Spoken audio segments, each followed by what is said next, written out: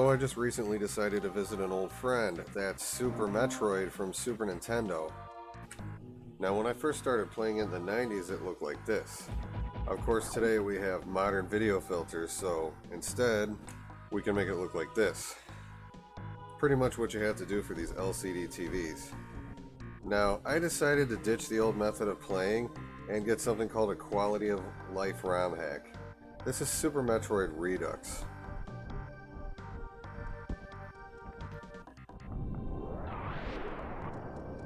Say I want to collect those power-ups, I can just magnetize them by charging my beam.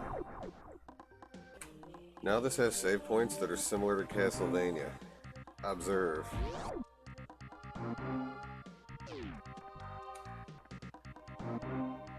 They actually refill everything right at the save point. This is something that I pretty much always wish Super Metroid had ever since the days of SOTN. Here's one more change I can show you right now. Select button still switches in between weapons, but say you actually want to fire it, having it selected doesn't really select it. You have to hold the right trigger to do it. This is similar to Metroid Fusion, so certain things have been downported from that game. I should say backported. Power bombing is now automatic, that's why you can't select it. You still have to hold the right trigger button, but it just automatically selects it when you turn into the morph ball. Shine sparking no longer consumes energy.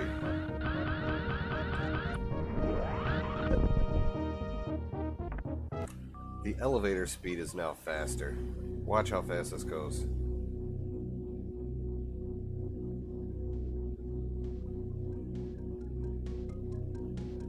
That's one thing I hated about old Super Metroid was the slow elevator speed. Crystal Flash still works. You're about to see Samus just for a quick second.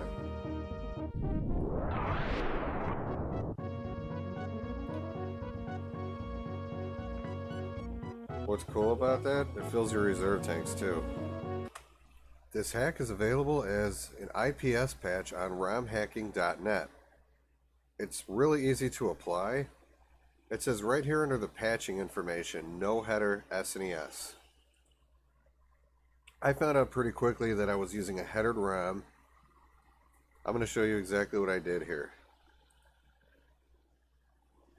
First, I'm going to extract the archive that I downloaded. This is what comes in it.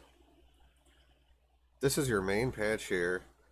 I used this patch, then I went into the optional folder and I used two more patches. Skip series, start in Zeebs. I highly recommend this. And save stations refill everything. I feel like now I cannot live without these two patches, but I'm still going to keep my original ROM just for nostalgia's sake. But I'm probably, honestly, never going to play through the original one again since I found this, because this is just so much amazingly better.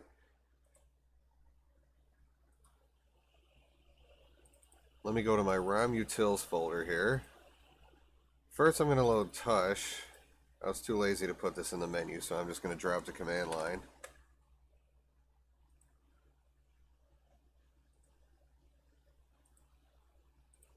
Okay, let me take this ROM. It tells me it's headered, so I just click remove. Easy enough, done. So up one, up one. Oh, floating IPS. This one's real easy to use too. Okay, so this is the order in which I did it. I don't know if it's possible to apply multiple patches, so I did it as a step-by-step process. This is now a non-headered ROM. I originally tried to just use the ROM headered as it was, and if you do that, you're only going to get a blank screen.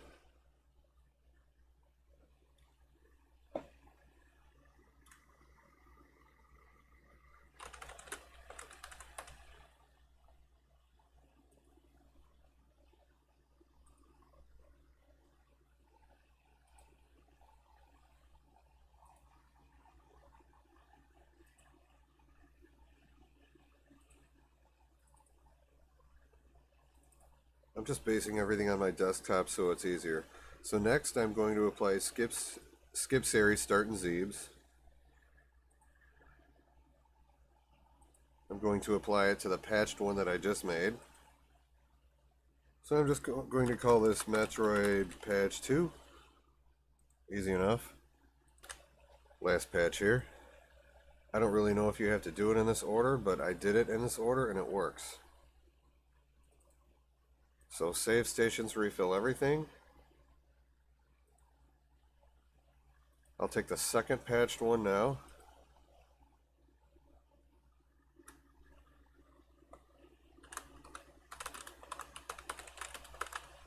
I'm going to call this one Super Metroid Redux.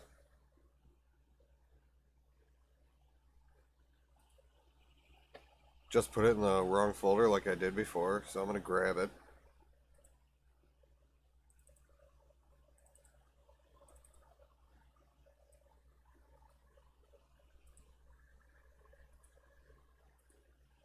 The file size is roughly 3 megabytes, so I usually just do this because I keep all my ROMs zipped.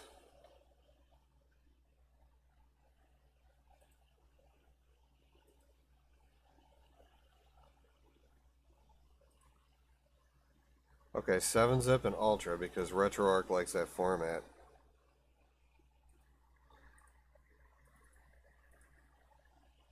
Now it's only 1.3 megabytes. Not too bad, we saved about 1.7, 1.8 megabytes.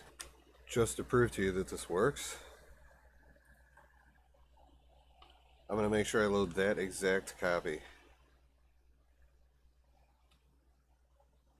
And desktop, there we go.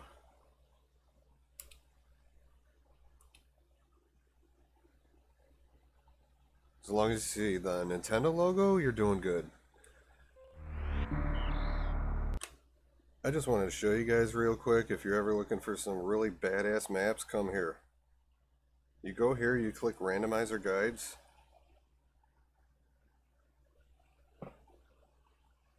Go to Super Metroid item location guide.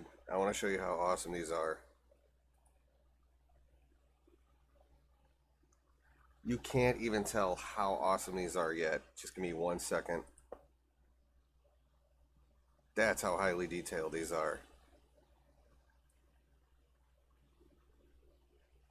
And all these corresponding numbers, you just refer to this list, I believe down below the picture. There's all your numbers for that one list. Really great maps. I was able to use this to already find quite a few secrets, and I'm going to go ahead and put the link in the description.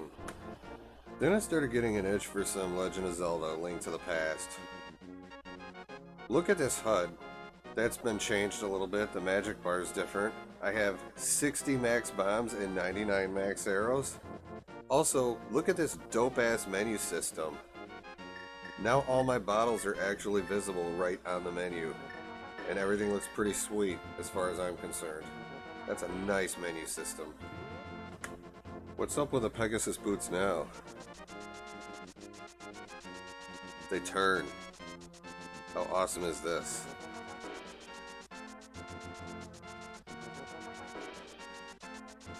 Oh, what's the matter, guys? You can't catch me? Huh? What's the matter, guys? Huh? You can't catch me?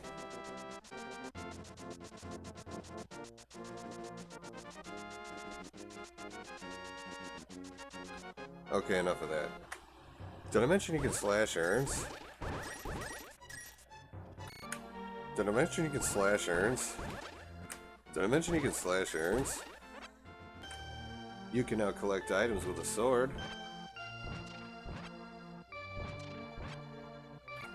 Left and right now switches between items.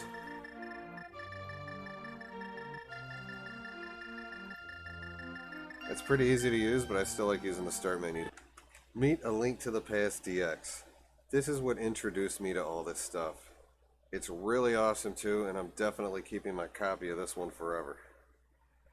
After I found out about A Link to the Past DX, I found out about A Link to the Past Redux, which includes the features from DX, but it has additional changes.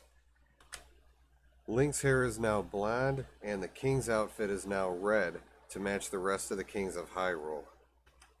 The flute is now called an ocarina, but I'm going to show you my two favorite changes. Right here. Instead of the war point at Death Mountain dropping you at the bottom and then you have to run through the stupid boulders, now you're finally up near the point that goes to the Dark World. But my other favorite change is the new inventory graphics optional patch.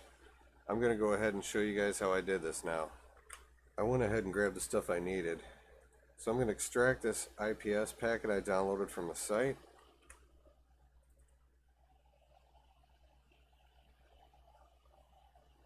You want to go into the back folder first. That's where your main patch is stored.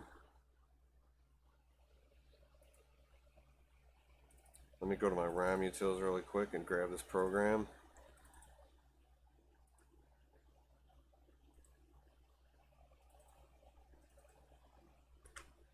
I already found out that I have an unheadered ROM, so that's the one I'm going to use.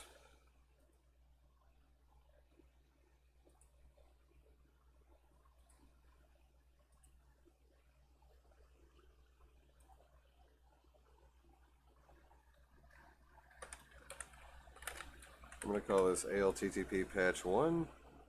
I should be saving that to the desktop so it's easier.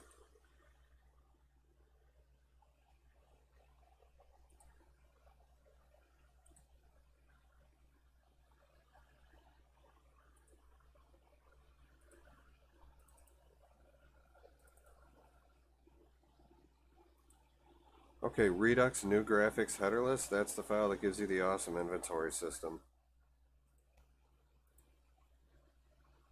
I'm selecting the already patched one. I'm going to call this Legend of Zelda Redux. That's it. Oh, except I just saved it here on accident. But that's all you really have to do. And then, of course, I would zip my copy up, but I've already showed you guys all that. I just want to thank the people who make both of these great games and who make these Redux versions. These are absolutely amazing. I know there's a lot of people involved in this stuff, and it's a really awesome project. Anyway, thank you for watching my video. That's all there is, and I'll see you in the next one.